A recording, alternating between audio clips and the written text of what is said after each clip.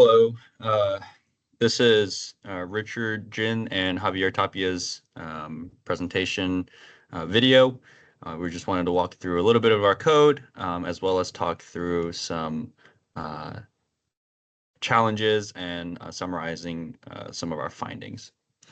And so on the left here, this is our main code. I have ran through the whole thing already, just for time's sake, but I wanted to walk through a little bit through the actual code. So at the top here is the given code from the beginning in the notebook.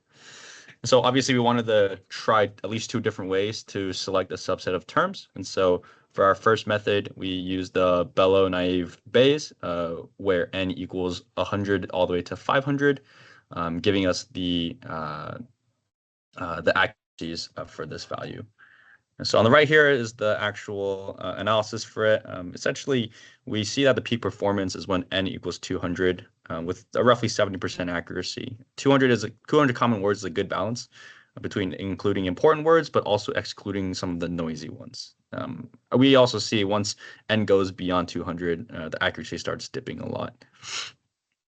For our second method, we used the naive Bayes, where we still did the ranging of 1 to 500, but we removed 10% of the most frequent and the least frequent words.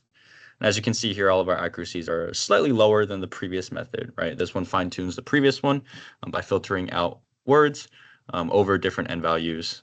There is a steady improvement when increasing n from 100 to 600, where the accuracy is greatest at n equals 600 with around 62% accuracy. As mentioned before, it is a lower overall accuracy rate compared to the previous one. And so key takeaways over here is that, removing certain words can be helpful, but it has to be fine-tuned. Using more words to help compensate for lost performance, but it's truly never doesn't match the best accuracy achieved when comparing to the previous method. All right, now moving on to question 2, when we talk about 3 pre-processing methods of the text and comparing with or without the use technique. And so over here on the right and the left, we talked through it. We run the code for count vectorizer, TF-IDF with lemmatization, TF-IDF with character n-grams, stop words removal, as well as stemming, bigrams, and unigrams combined together. Now, through this, we see that the accuracy is the highest with the unigrams and bigrams. And on the right here, we do have an analysis for every single one of these methods. The unigrams and bigrams uses both single words and 2 sequence words to help capture phrase level sentiment, which provides more context than just single words alone, but could increase feature space size. Now, going to question 3, we can compare the probabilistic Bayes versus logistic regression versus SVM. And so on the right side is our analysis, where we see that the SVM has the greatest accuracy.